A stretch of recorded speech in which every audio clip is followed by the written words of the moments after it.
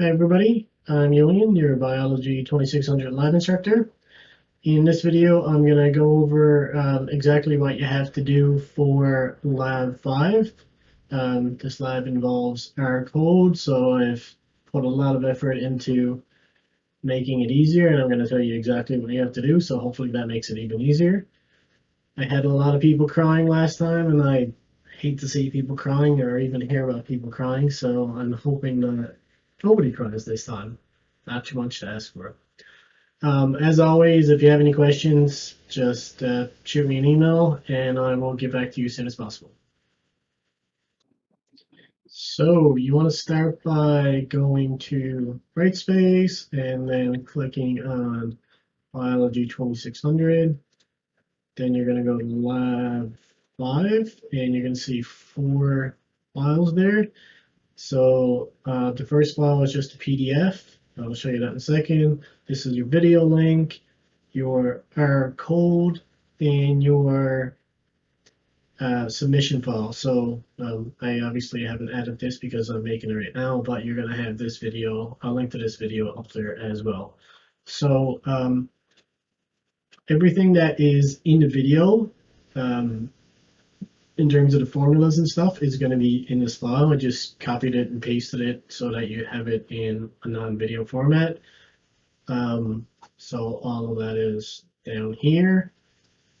One thing that this file contains is specific instructions on what you have to do. So I'm going to talk about those in this video, but you also have them written down here. So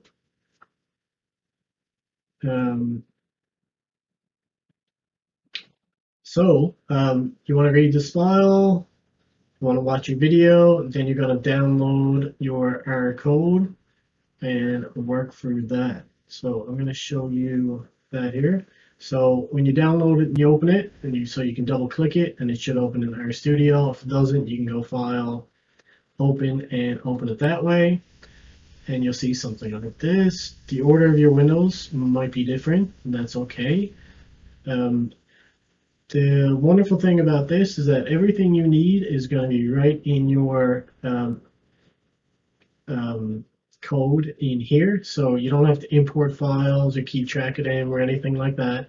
Everything you need is here, and so that's one of my major steps towards not making anybody cry. So title, little introduction, some aims. One thing I'll point out is there are a total of 50 questions, and it is marked out of 72. So you're not actually handing anything in, you're going to submit it. I'll talk about that in a second. One thing that you will have to do is install packages. So these should already be built into RStudio, or they should be download. You should be able to download them very easily. So essentially, if you copy this and you paste it over here, when you go to packages, you should, oh, there it is right there, desolve, it's clicked, so it's installed, and so that's the hardest R-related thing that you're gonna have to do. Another thing that I will remind you of is these hashtags here are not, they're not picked up by the software, so if you go down here and you see some code, if you wanted to type in your answers, which I highly recommend, you can just hit, that's the right here. You can go hashtag and you can type whatever you want to type, and then that's not going to affect your code because whatever comes after the hashtag for that line, the system doesn't pick up on. So the rest of the script is going to be broken up into sections. You have some instructions here and some basic reminders. Your file starts off with your definitions, and then it jumps straight in with some different data sets for your different types of growth. So you're going to see a lot of green here. So all of that is explaining to you what everything is. The other thing that you're going to see is these commands. So if we keep scrolling down, you're going to end up encountering your questions. So um, you have your questions. What you want to do is write in your answer. So what I would suggest is you work your way through this, write in your answers straight in here, and then save it frequently after every time you write an answer. Alternatively, you can write them on a piece of paper, or you can do screenshots, whatever you want.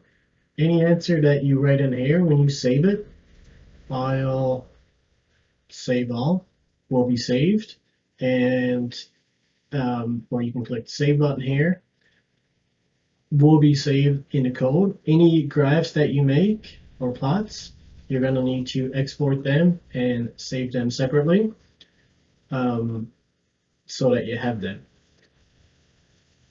So you're going to see for some of the questions, you actually have different options, and these are going to be the options that are in the submission file. So when you get to some of your questions, you're going to see that you're going to need to do a plot. And so I've step 2 in trying to make this super easy and making sure nobody cries. I've actually included the commands. So for step 3, how you read the question, and then it says follow these commands right here. So in order for you to generate this plot, you need to copy and paste those commands. So if you scroll up, you're going to see command 1, and it tells you exactly what it is, lines 83 to 92. So copy lines 83 to 92, copy those, paste them over here. Got some fun stuff happening here. Command 2 is this one. You copy that, you paste it here. Again, it tells you the exact lines that you need to copy and paste. And sure enough, you end up making a graph. And so that's just one of the lines. I'm going to add these in here as well. So when you increase your window, you can see your lines. And then when you go back to that question, you can actually answer that question very easily. So how would you describe the shape of the curve? And then you have your options and pick one of those. So whatever you pick, I would just go hashtag and I'd type it in here, and I would save this graph just so you have it in case you want to go back to it later. So if we scroll down a bit further, so we see now this section is specifically on geometric growth. You have your formulas, you have some sample code or a template. You get to a little white bar, and then this is the code that you're actually going to use to make your plots, and you know that because you have your commands here. So you end up getting to question 5, looking at the plot above, eyeball population at week 6. So all you have to do is follow commands 4 and 5. Commands 4 is 194 to 215, so 194 to 215. Copy that, paste it. Command 5 is these lines here. So you can see that there's an additional note here. You need to remove the hashtag with the plot because it's right in the middle of this specific formula. So you copy that, execute that, paste this in. So what I'm just going to do is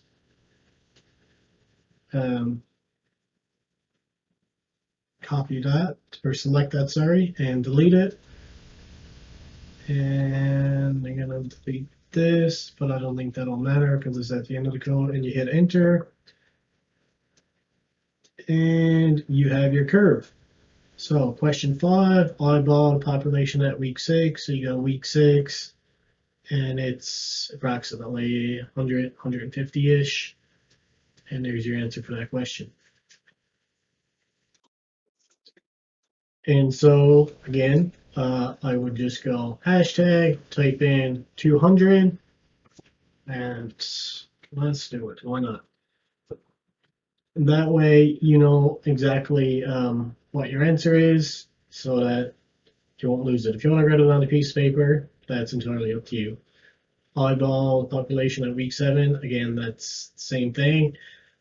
So then you're going to have some questions where you actually have to plug in the numbers into the formula, and you can do that on a calculator. And then again, hashtag and write in your answer here and save it. So you just sort of work your way. These are all formulas. And then again, so question 13, you need to do another graph. And your commands are right here. It tells you the commands are below. Command 6. Again, you just select those, copy them, and paste them. And then you're going to have those done. So I'm just going to show you one other thing. So you work your way through that. Any questions that you're not sure of, you just make a note of those and send me an email, and I'll help you out.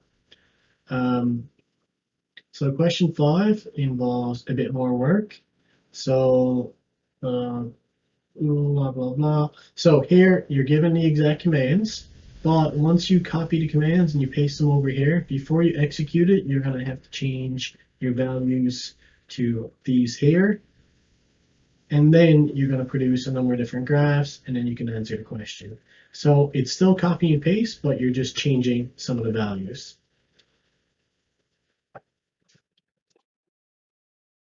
And so work your way through the entire thing. Any issues you have, let me know. I'll mention that obviously I will be happy to help you with any questions that you have issues with. There's a bonus question in here, which I'm hoping that you guys will actually try and find out the answer to, as opposed to me just giving you the answer. But any other question, and even that one, I'm happy to help. Just let me know. So that is essentially it for the code. Make sure you save it after you type in the answers. Once you have all your answers done, and once you have questions answered that you need answering to, you're going to go to your Lab 5 answer submission file. So this is essentially set up as a quiz, but before you get scared, it's not actually a quiz. So you already have the questions, you know what they are, and you're already going to have the questions done. So this is just a way for you to put in the questions and for them to be marked so that, well, to be honest, I don't have to do any work, or none of the TAs have to do any work. And it's advantageous for you, it's not just for us. Once you do it, you get your answers right away. So let's just click on that, see what happens. So it's not going to show you the questions because that would be silly. Actually, I'm going to show you the questions just so that you can see what they look like. So again, so once you start this, we'll call it a quiz or answer submission, whatever you want to call it. You're going to get, I think it's like 120 minutes to put in your answers. So really, if you have everything done, it shouldn't take you more than 15 minutes, but you have that extra time just in case. So I'm going to pick question 4. So let's go back to our code just for a laugh. So question 4 is right here. Looking at the exponential growth line, blue, how would you describe the shape of the curve? And so looking at the exponential growth curve. Blue, how would you describe the shape of the curve? Exact same question. And in your R code, you have two options. And sure enough, in your submission file, you have the exact same two options. You just pick one. Oh, you just saw the answer there. That's fine. So you just pick one and you move on to the next one. So you would already have, again, you'd already have your answer figured out. You just click this, click next, and you run through the questions that way. So that is essentially it. I'm really hoping that nobody has any issues. But if you do, all you have to do is send me an email and I will help you out.